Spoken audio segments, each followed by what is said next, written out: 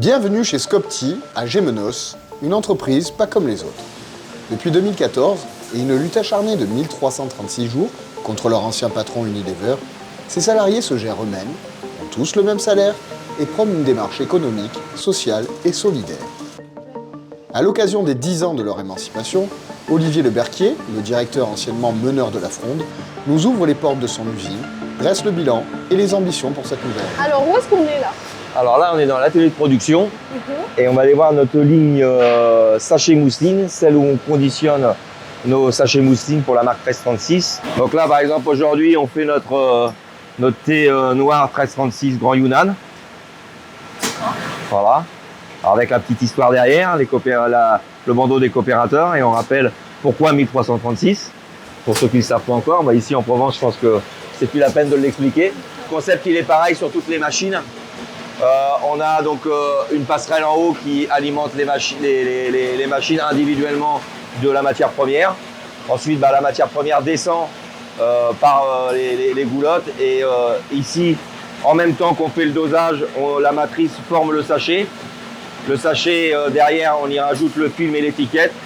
Et après, une fois que c'est conditionné, c'est regroupé par donc, petits paquets. C'est comptabilisé par 20 sachets. Donc là, avant qu'elle soit filmée, donc voilà, vous avez nos 20 sachets qui sont à l'intérieur.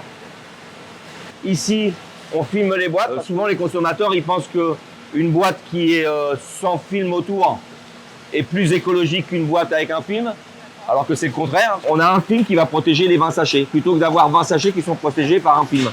Comment s'est déroulée cette année 2023? Bah, encore compliqué, parce qu'en fait, on est sur 3 exercices d'affilée en baisse de chiffre d'affaires.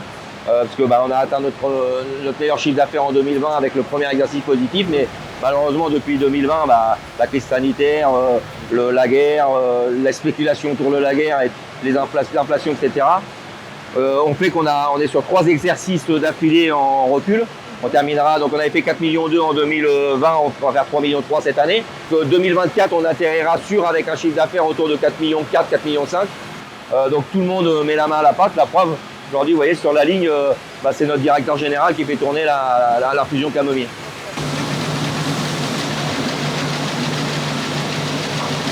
Je me suis mis sur ces machines, j'ai appris. On est technicien de maintenance à la base, hein, comme Olivier qui est président, il est technicien de maintenance.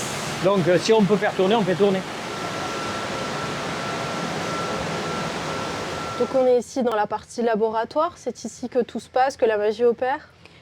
On peut dire ça, on est 3 personnes en fait au sein du laboratoire et nous on va surtout s'occuper que tout soit conforme au niveau de nos produits, donc du début de la chaîne jusqu'à la fin, on va vérifier que toutes nos entrées, toutes nos matières premières, nos emballages soient conformes.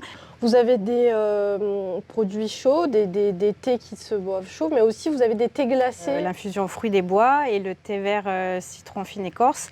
Et on espère aussi pouvoir décliner voilà, la 3e référence sur la thématique du fruit des tropiques. La version fraîche, c'est celle-ci? C'est la boisson froide, oui, la briquette. Donc là, l'infusion du fruit des bois, donc infusée à partir de nos matières premières. Vous l'aurez compris, Scopti compte bien se donner les moyens de pérenniser le projet d'une vie, celui qui leur a permis de se sauver et de leur ouvrir de nouvelles portes sur l'avenir.